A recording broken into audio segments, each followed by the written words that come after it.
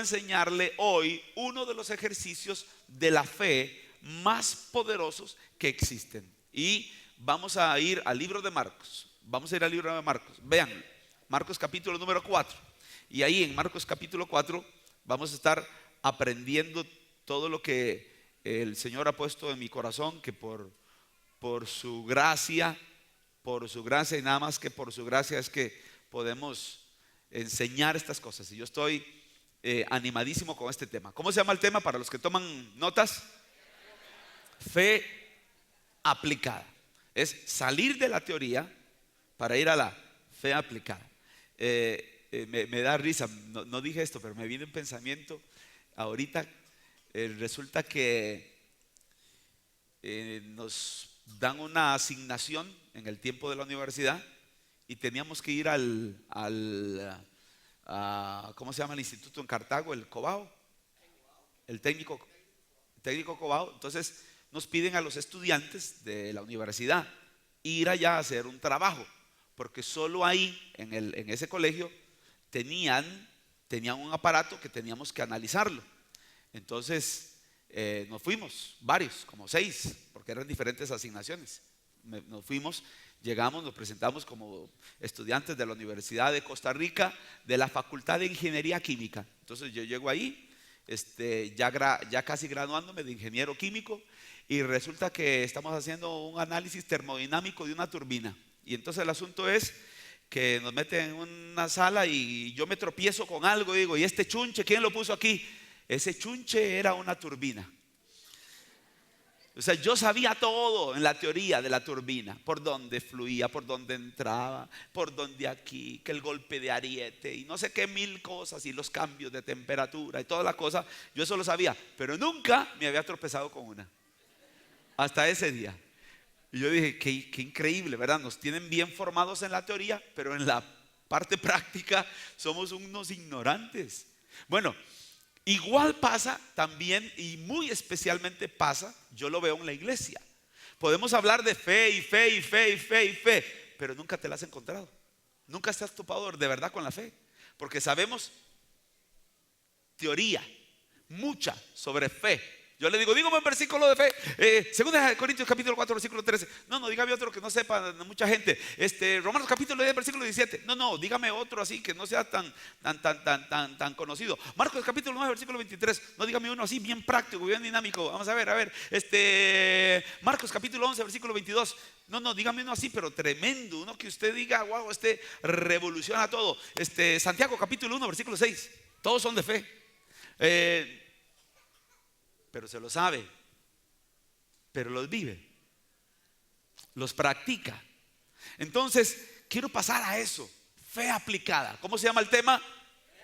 Fe aplicada. Todos estos versículos que yo cité los he estado hablando en esta serie sobre fe, pero vamos a la parte aplicada. Y esto todavía va a hacer que se consoliden más esos versículos, porque se consolida más el conocimiento cuando uno lo practica, que simplemente cuando usted lo conoce, porque se le puede olvidar, pero a usted no se le olvida lo que usted practicó. A mí me pueden decir que así se maneja, viendo para adelante, que hay varios pedales ahí debajo de los pies suyos, y que ese es el conocimiento. Pero si usted nunca maneja, se le puede olvidar.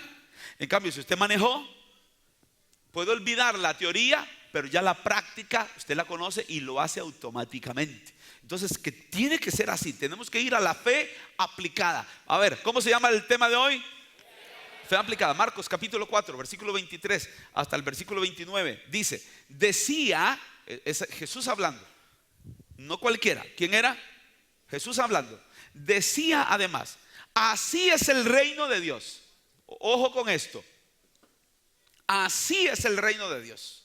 Una cosa es, así es el mundo, así es la naturaleza, así es el gobierno, y luego decir, así es el reino de Dios. El reino tiene leyes, por eso se llama reino. Un reino tiene leyes, un gobierno tiene leyes. Así es el reino de Dios. Es decir, Jesús está diciendo, así funcionan las cosas en el reino. Y inmediatamente el tema es, van a verlo, es fe. Porque si hay un principio rector en el reino de Dios, es la fe. O sea, usted nunca, escúcheme bien, nunca vas a poder disfrutar todo el reino en el cual usted entró por el nuevo nacimiento. ¿Cuántos de ustedes ya nacieron de nuevo recibiendo a Jesús como Señor y Salvador? Levánteme la mano, hágame un poco de bulla. Ok, usted entró al reino, pero una cosa es entrar al reino y otra cosa es disfrutar de todo el reino. Usted puede entrar a un supermercado, pero porque usted entra no quiere decir que usted va a coger todo lo que hay ahí de suyo. No, porque usted tiene que si usted quiere cogerlo, tiene que pagarlo. Lo tremendo del reino es que alguien ya pagó para que usted coja todo lo que hay ahí. Pero si usted no entiende eso, que una cosa es entrar y otra cosa luego ir y tomar. ¿Cuántos están metidos dentro del reino y no han disfrutado de todo? Porque no han usado lo que se usa para pagar. En el reino usted obtiene las cosas por fe.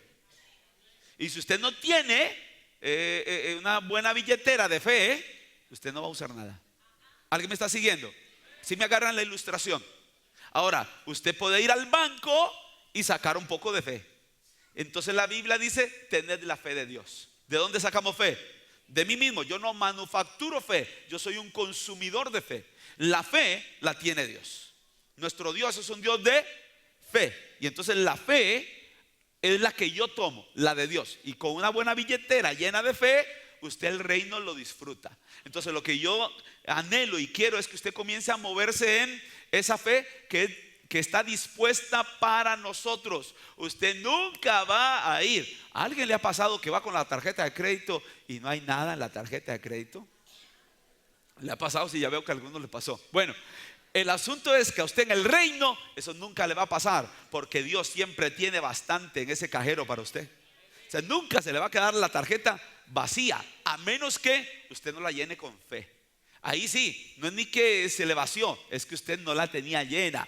Pero cuando usted comienza a moverse en fe, para el que cree, todo es posible. ¿Dónde? En su reino. Hay que meterse en el reino. Decía además, así es el reino de Dios, como cuando un hombre echa semilla en la tierra. Ojo, ¿de qué está hablando? De sembrar.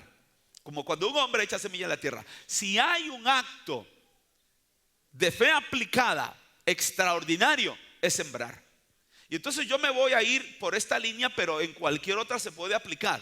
Pero es que si hay un acto extraordinario donde de verdad uno aplica la fe, vea,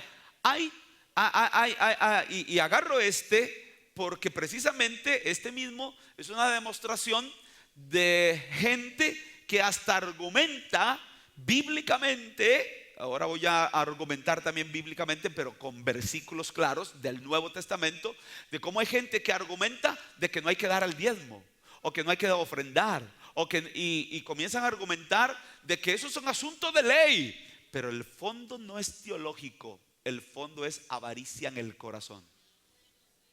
Porque el fondo teológico sigue correcto, hay que dar a Dios. Y ahorita se lo voy a mostrar con la Biblia en la mano. Pero el asunto es que como este es un tema hasta polémico, yo dije, voy a seguir porque este es el que crea roncha, el que crea alergia en algunos, el que crea resistencia en algunos, porque precisamente no se mueven en fe. Pero no es un asunto teológico, es más bien un asunto del corazón. Y ahora vamos a ver los versículos cómo lo habla. Pero este tema de dar, de sembrar específicamente en el reino, es así como un hombre que sale a sembrar. Sembrar es un acto de fe. ¿Cómo yo lo sé? Siguiente versículo, Jesús hablando.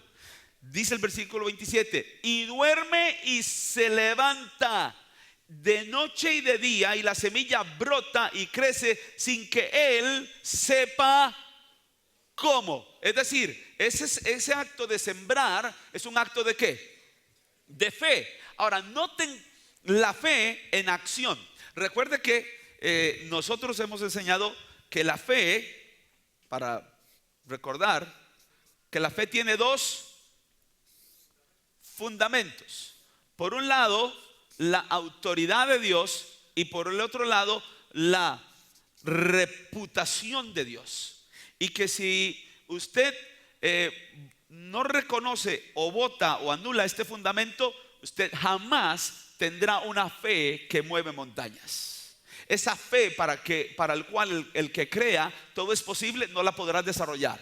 ¿De dónde usted saca eso, apóstol? Esto está en Mateo capítulo 8, versículo 15 en adelante, donde dice que un centurión viene y le dice, sana a mi criado, yo iré y le sanaré. Y el criado le replica y le dice, no es necesario que vayas a mi casa, solamente di la palabra y mi criado sanará, porque yo soy hombre bajo autoridad y tengo soldados bajo mi autoridad. Y le digo a este, ve y va, haz esto, y lo hace, ven y viene. Entonces el reconocer y el movernos en autoridad fortalece tu fe. Y Jesús, al oírlo, que no está hablando el centurión de fe, cuando Jesús lo oye hablando de autoridad, yo soy hombre bajo autoridad, la respeto, y tengo hombres bajo mi autoridad, la respetan, entonces yo sé lo que es tener autoridad. Dice la palabra, y Jesús se maravilló. Pocos versículos usted encontrará donde Jesús se maravilla de alguien. Yo me maravillo de Jesús todos los días, pero qué tremendo encontrar que Jesús se maravilla de alguien. Y lo que maravilló a Jesús fue, y Jesús se maravilló al oírlo, y Jesús dijo, no he hallado tanta fe ni en Israel, que se supone deben creerme a mí, pero ni en Israel he hallado. Y no dijo fe, dijo tanta fe. Es decir, ese hombre había desarrollado la fe producto de que él reconocía la autoridad. Toda autoridad es puesta por Dios. Entonces, cuando yo me meto en el gimnasio de la fe y comienzo a poner estos fundamentos, el de la autoridad, a partir de ahí voy a volver a ver al tráfico diferente que antes, porque estoy ejercitándome en reconocer autoridad. Al administrador del mall, al director de la escuela, a la maestra del aula, al jefe de equipo que yo tengo en el trabajo, al dueño de la empresa, al pastor de la iglesia, al líder de la célula. Porque yo voy a entrar en un reconocimiento de autoridad. Porque si yo no puedo reconocer la autoridad delegada que veo, menos voy a reconocer la autoridad de Dios que no veo. Porque si usted no puede reconocer lo que ve, ¿qué me asegura a mí que usted puede reconocer lo que no ve? Pero para mí es un buen indicio de que si tú reconoces lo que ves, podrás reconocer lo que no ves. Entonces, porque toda autoridad es puesta por Dios. Cuando usted comienza a desarrollar este principio de autoridad en su vida, a su papá, a su mamá, y aunque no les guste, la esposa al esposo, y aunque se pongan como sandijuelas cuando le echan sal, cuando usted trabaja en la fe, poniendo el fundamento de la autoridad, la fe, tanta fe, esto va cobrando peso. Tanta. Y el otro es la reputación de Dios. Y aquí el pasaje es Romanos capítulo número 4, versículo 17 hasta el versículo 21. Aquí es siguientes, pero no se los puse. En Romanos capítulo 4, ahí ya no es el centurión, es Abraham. Y Abraham entonces le cree a Dios, estando su cuerpo casi como muerto. Pero está el fundamento por el cual Abraham tuvo fe. Allá en el centurión Jesús dijo tanta fe, y en el pasaje de Romanos dice se fortaleció en fe, dando gloria a Dios. ¿Cómo se fortaleció en fe? ¿Cómo tanta fe? ¿Cómo se fortaleció en fe? Dice versículo 17, porque él reconoció que Dios da vida a los muertos, llama las cosas que no son como si fuesen, y poderoso es para cumplir todo lo que ha prometido. Entonces, esa es la carta de presentación de Dios. Dios da vida a los muertos. Él llama las cosas que no son como si fuesen, y Él es poderoso para hacer todo lo que Él dice que promete. Entonces Abraham se agarró de la reputación de Dios, que a la fecha Dios no cambia. Él es el mismo ayer y hoy y por los siglos de los siglos.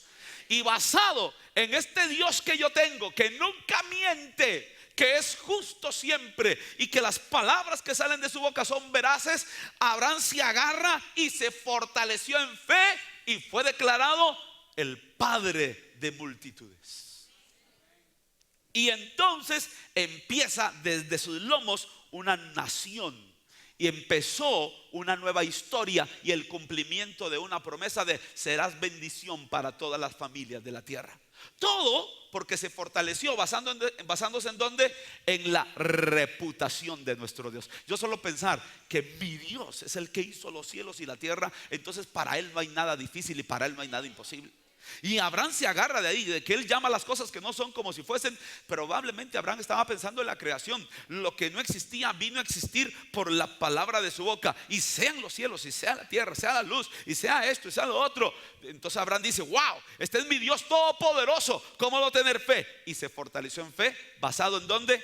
En la reputación de Dios. Si yo anulo la reputación de Dios y ya no recuerdo ni en la mañana que mi Dios es todopoderoso y que si Dios está conmigo, ¿quién contra mí? Porque yo sé el Dios que tengo. Entonces tu fe va a ser raquítica. Y entonces cuando vayas a usar la tarjeta de fe para obtener algo en el reino, no le funciona. La tarjeta se la traga el cajero. No sacó nada.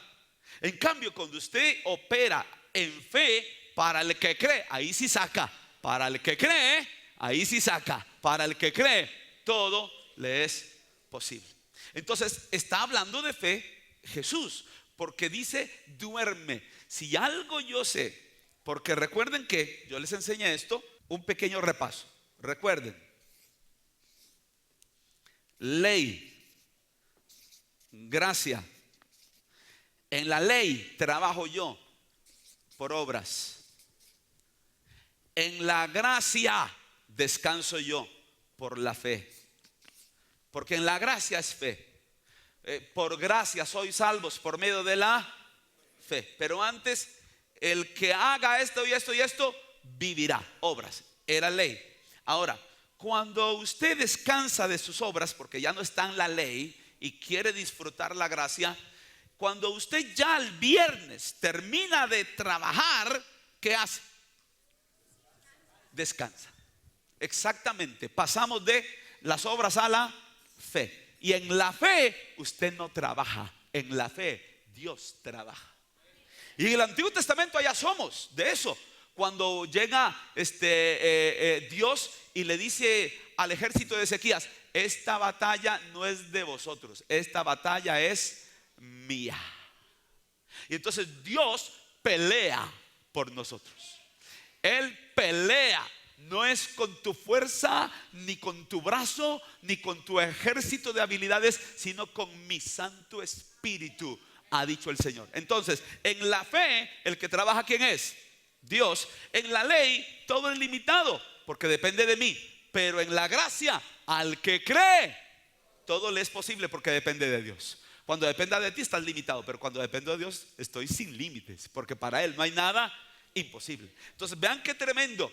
Cuando yo descanso, fe, es que tengo una vida de fe, ya de descanso. Que me dieron una mala noticia. Ay, ¿qué voy a hacer? ¿Qué hago ahora? Sí, ¿quién me sostiene? ¿Quién? ¿Cómo es el chavo? ¿Cómo dice el Chapulín Colorado? ¿Quién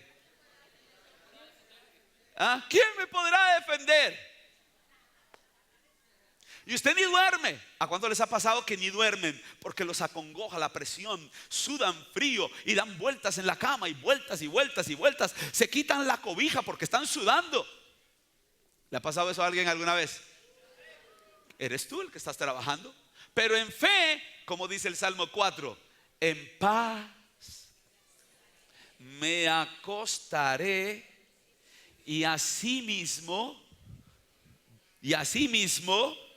trasnocharé, y asimismo insomnio tendré, y asimismo hasta migraña me dará, y asimismo me desvelaré. No, ¿cómo dice? Y asimismo dormiré, porque solo en ti he confiado. Porque solo en ti he confiado. Fe. O sea, perdóneme que se lo diga así en la cara, pero si usted por las dificultades y problemas y enredos no puede dormir, señal de incredulidad. Porque para el que cree, puede dormir confiado. Porque sabe que algo, él no sabe cómo, pero Dios hará algo para los que creen.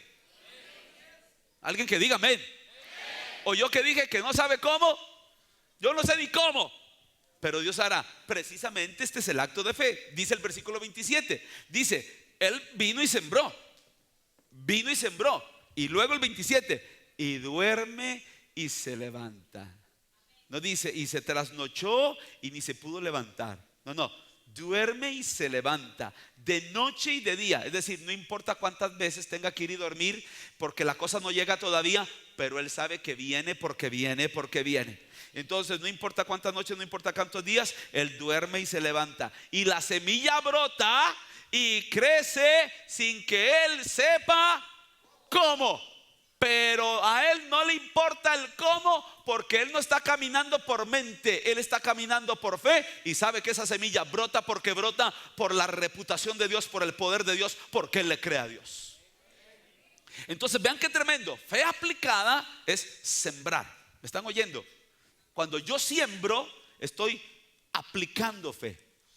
Si usted quiere de verdad desarrollar fe, entonces desde hoy yo quiero pedirle algo. Nunca más vuelva a fallar en su diezmo, ni en sus ofrendas, ni en sus primicias, ni en sus votos, ni en lo que sea. No falle, porque ahí es donde usted se mete precisamente a ejercer fe. Yo tengo esta práctica de muchos años. El domingo pasado estuve predicando en Panamá, en una iglesia de 10,000 miembros, lindísima, en una ciudad rural de Panamá. No es en el Panamá Centro, sino en una ciudad que se llama Alcalde Díaz, en Panamá. Y estuve allá con 45 minutos del centro de Panamá. Y estando ahí, el pastor me dio una ofrenda, el apóstol Antonino García me dio una ofrenda, y yo se lo agradecí y le di muchas gracias a Dios. Cuando él me puso dinero en la mano, ¿qué fue lo primero que yo pensé? ¿Cuánto es el diezmo? Pero estos ya son años. ¿Cuánto es el diezmo? De inmediato, ¿cuánto es el diezmo? Ya es un asunto de fe aplicada. ¿Cuánto es el diezmo? Yo no me pongo a pensar, y el diezmo, qué montón es el diezmo. No. Yo se lo voy a dar a mi mamá para que quede en casa el diezmo. O a mi abuela, o a alguien. O no sé, pero es que es mucho. Yo no tengo ese pensamiento, no tengo ese conflicto. Yo solo sé que de lo que está aquí, antes no lo tenía y ahora lo tengo por la bendición de Dios. Y que mínimo es sacar el 10% y dárselo a Él. Entonces yo digo, el diezmo es tanto, punto, se acabó, ya, el diezmo. Y la ofrenda, de una vez la saco y todo. Y lo que me quedó es bendición que antes no tenía. Simplemente. Y ahora nada más voy, pero es un asunto mental. Entonces, a partir de hoy, haga lo mismo. Ahora le voy a decir por qué todas las cosas que le van a pasar buenas. Haga lo mismo, que la próxima vez que usted le den algo, que usted reciba algo, el primer pensamiento no es que yo veo ahí que el apóstol Antonino viene y me trae una ofrenda. Yo digo, wow, estoy en Panamá, a 15 minutos de Colón. ¡Fiesta! ¡Vámonos! Alquilo un carro y me voy y gasto esto. Por si antes no lo tenía. No. Primer pensamiento no es, ya tengo para comprarme esto, ya tengo para lo otro, ya tengo para esto, ya puedo hacer aquí, ya puedo hacer, vamos al cine, vamos, yo invito. Primer pensamiento que tú debes tener cuando recibas lo que sea es, ¿cuánto es el diezmo? Crucifica la carne y diga amén. Atormente la carne y diga amén. Ahora le voy a decir por qué. Y voy con Biblia. Sigo leyendo. Y duerme y se levanta. Es un acto de fe. Sembrar es un acto de fe. Porque yo no sé ni cómo, pero yo sé que cada vez que siembro, yo no sé cómo, me viene porque me viene la cosecha. Porque Dios no miente. Estoy basado en la reputación de Dios. Y duerme, se levanta de noche y de día, y la semilla brota y crece sin que Él sepa cómo. Versículo 28, rápidamente. Porque de suyo lleva fruto la tierra, primero hierba, luego espiga, después grano lleno de espiga. Y note la fe, versículo 29. Y cuando el fruto está maduro, enseguida mete la hoz. Vea que dice enseguida. Todo el mundo diga enseguida. Es decir, ¿cuál era la actitud que él tenía con respecto a lo que él sembró? Expectante. ¿Cuándo viene? ¿Cuándo viene? Porque dice que inmediatamente que se dio la cosecha, dice enseguida metió la hoz. No esperó. Él estaba esperando la cosecha. Eso es fe. Cuando usted siembra, Usted no sabe cómo, pero usted está basado en la reputación de Dios de que eso brotará, y usted ya nada más está expectante. Cuando usted da una semilla, esté expectante de la cosecha que le viene, porque Dios no miente. Punto, eso es todo, es un acto de fe. Y cuando usted entonces diezma, ofrenda, da primicias, da votos, ahí está poniendo la fe aplicada. Y cuando el fruto está maduro, ya se lo leí, enseguida mete lados. Ok, pasemos ahora, 2 Corintios capítulo número 9, por favor, rápidamente. Todo el mundo váyase para allá, si trajo su Biblia. 2 Corintios capítulo 9, versículos 6 al 11. Pero esto digo, apuntaron que esto es 2 Corintios capítulo 9, versículos 6 al 11. Dice, pero esto digo, ¿quién dijo? El que tiene ¿qué? La autoridad. Y fe debo tener yo en esa autoridad, porque no es cualquiera. Estamos hablando de hombres de Dios que tuvieron revelación por el Espíritu Santo para hablarnos a nosotros. Pero esto digo, es decir, esto viene de Dios, es su palabra. Y yo a su palabra la respeto, porque su palabra tiene autoridad. ¿Sí o no? Punto, hermanos, tenemos que volver a eso. Si no, nuestra fe, ¿cuántas cosas? Tal vez ustedes mismos ni se lo imaginan. ¿Cuántas cosas no hemos visto en nuestras vidas? Simplemente no es porque eso es el destino. No me venga a mí con eso del destino. Simplemente porque no hemos ejercido fe. Es que este es mi destino, estar así todo enfermo y achacoso todos los días. Y un día tengo un problema de alguna situación del cuerpo, alguna enfermedad, y el día siguiente ya estoy libre de esa enfermedad, pero me surgió una nueva. Y ahí voy. No, señores. Por sus llagas yo fui curado. Y hablo fe. Por cierto, oigan, hablo fe. Por cierto, pongan atención aquí.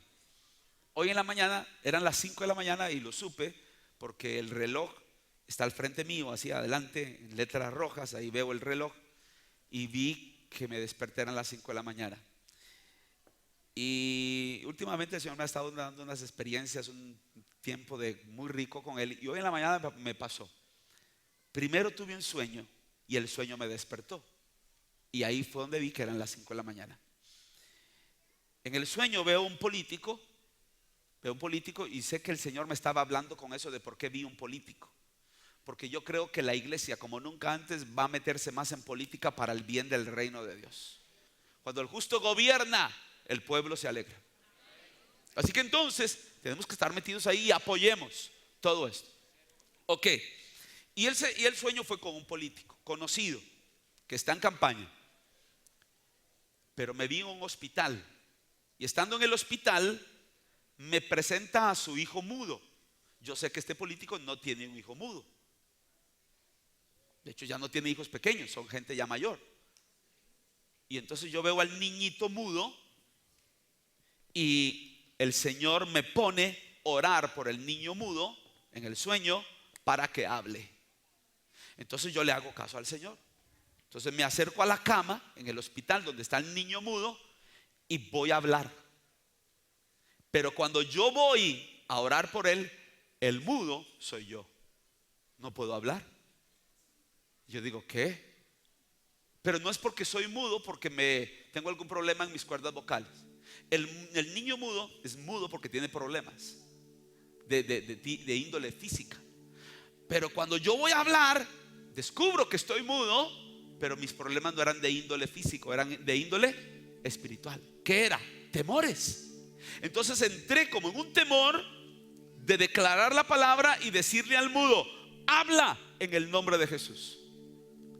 Que entonces decir eso al niño mudo me puso en un conflicto.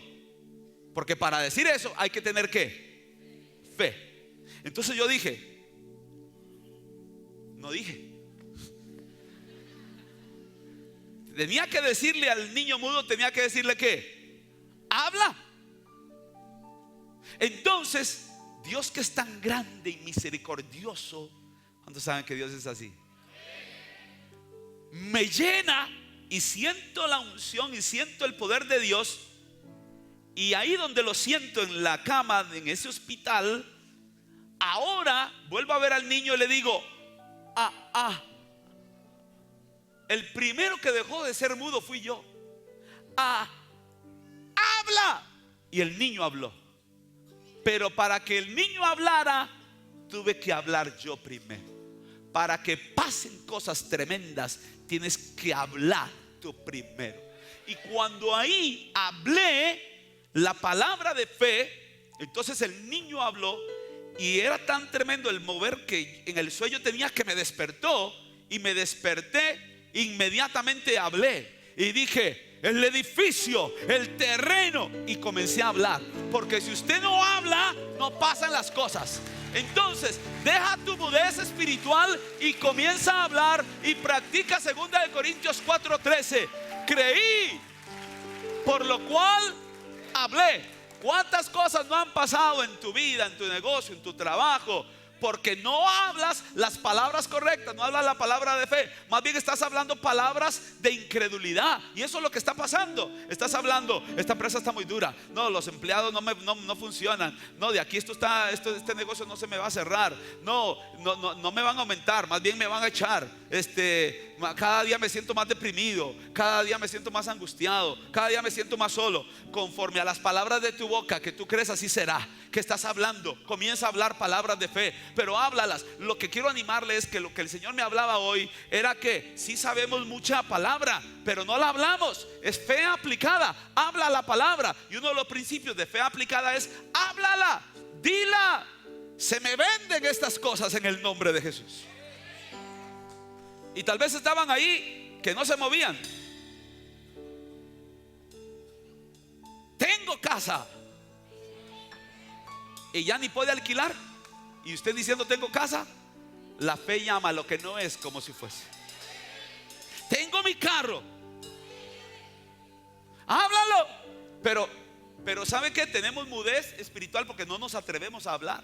Hay mudos por problemas físicos, pero hay mudos por problemas espirituales, por los temores, por las dudas. No, habla la palabra. Por favor, diga conmigo: voy a hablar la palabra. Alguien está aprendiendo algo fresco y para practicar. Esto es fe aplicada. Pero le estoy hablando de una cosa específica: la de sembrar. Voy con el pasaje. Dice: por esto digo, el que siembra escasamente también segará escasamente, y el que siembra generosamente también segará. Pregunta: ¿conoce ese versículo? ¿Lo había oído alguna vez? Ok, vea lo que le voy a enseñar rápidamente. Complete: el que siembra escasamente segará escasamente. Complete: el que siembra generosamente también segará. Yo sé que sabemos ese versículo, pero déjeme llevarle a un entendimiento un poquito más profundo. La palabra generosamente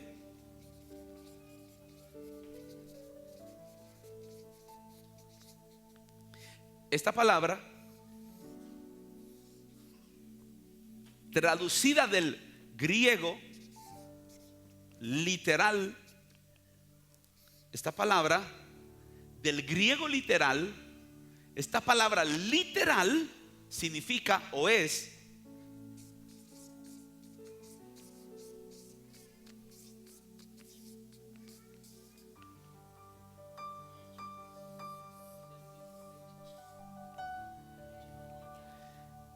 entonces, si yo leo en el griego original, se lee así: el que siembra escasamente también escasamente segará. Pero el que siembra bendiciones también segará. Ahora, ¿qué es lo tremendo de esto? ¿Qué es lo que voy un poquito más profundo? Es que cuando entonces yo doy, es que la palabra bendición en el griego es bendición, pero en grande. Entonces los traductores de Reina Valera 1960 usaron la palabra generosidad, pero el original es bendición en grande. Entonces, el que siembra bendiciones, ¿qué recogerá? Bendiciones, pero en grande. Ahora, ¿qué es lo que hay de fondo? Que cuando usted da, está con el entendimiento que usted está sembrando una bendición. Pregunta: ¿quién le dio esa bendición? Dios. Entonces, en el momento de dar, usted ya está operando en fe, porque usted está entendiendo que el que le dio esa bendición para usted poder sembrarla, ¿quién fue? Dios. Y que al usted sembrar, sígame aquí, y que al usted sembrar esa bendición, usted va a cosechar ¿qué? Más bendiciones. Y que cuando usted vuelva a sembrar, usted reconoce que eso ¿quién se lo dio? Dios. Y se metió entonces en lo que yo llamo un ciclo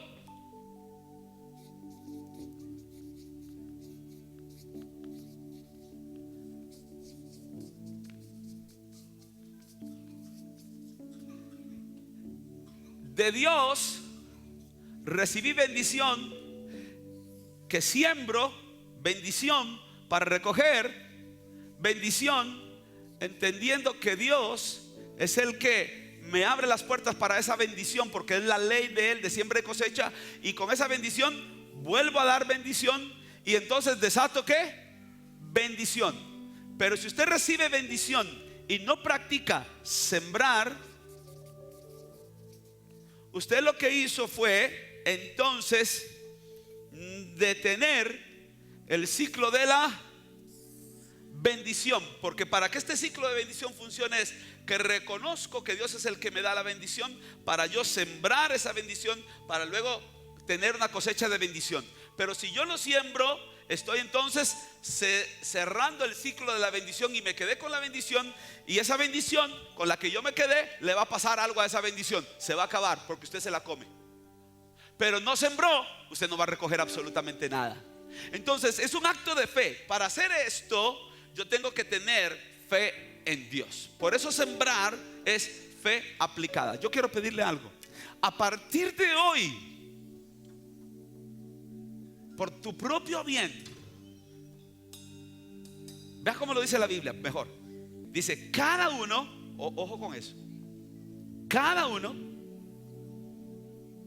de conforme propuso, como propuso en su corazón. Oiga esto, el dar es una expresión de mi corazón. Y Dios te dio los ojos para ver, y te dio los pies para caminar, la boca para hablar, el estómago para digerir, los oídos para oír, la piel, los dedos para tocar, el corazón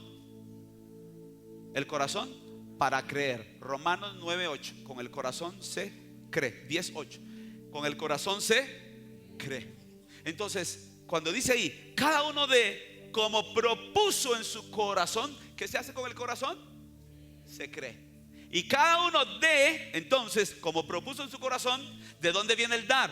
De un corazón. ¿Qué se hace en el corazón? Se cree. Entonces, ¿qué es mi dar? ¿Qué es mi sembrar? ¿Qué es? ¿Un acto de qué? De fe, porque viene de mi corazón, no viene de mi mente. Puede ser que usted esté en una situación, lo echaron del trabajo, y es cuando propuso dar más que nunca para Dios, porque usted está creyendo que Dios te va a abrir una puerta para ir a un trabajo muchísimo mejor que aquel de donde te despidieron. ¿Alguien me está oyendo? Tal vez te dijeron, estás enfermo y la medicina cuesta 100,000 colones, y más bien diste los 100,000 colones.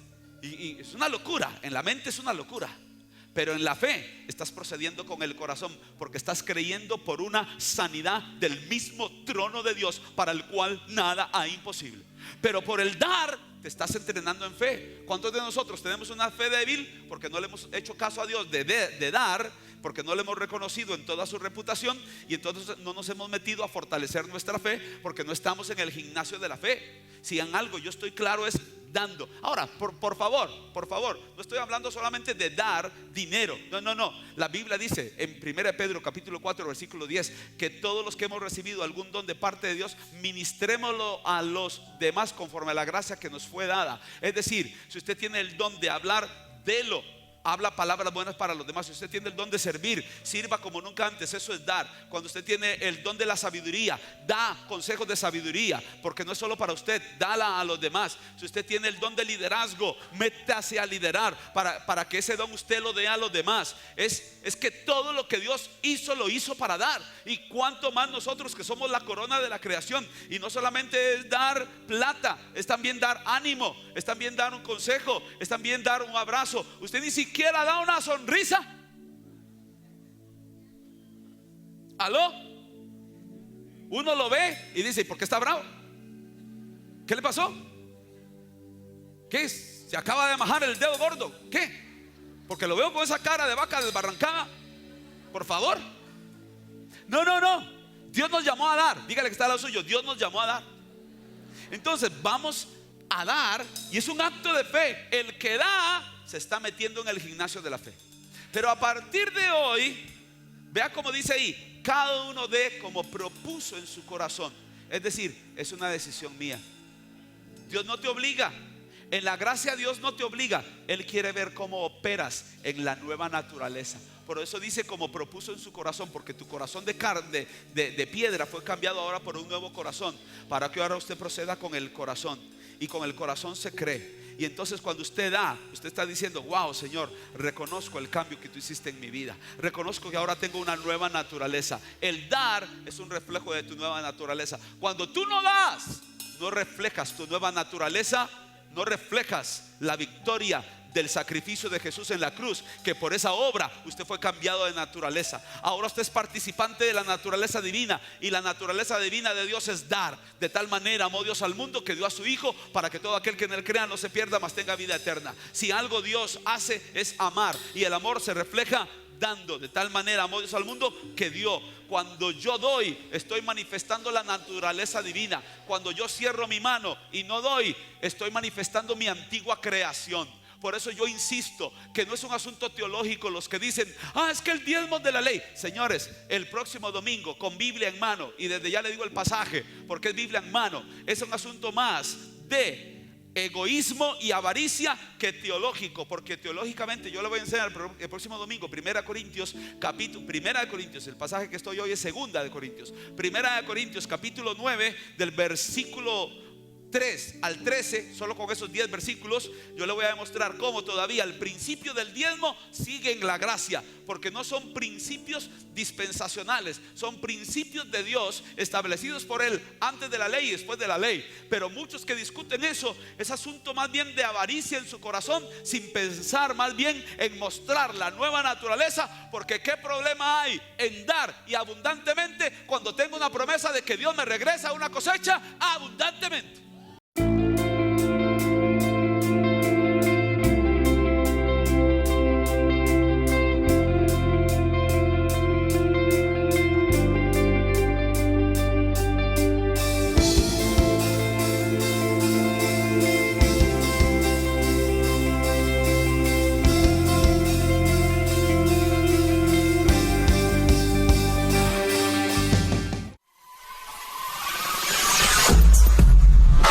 Audio Townsend.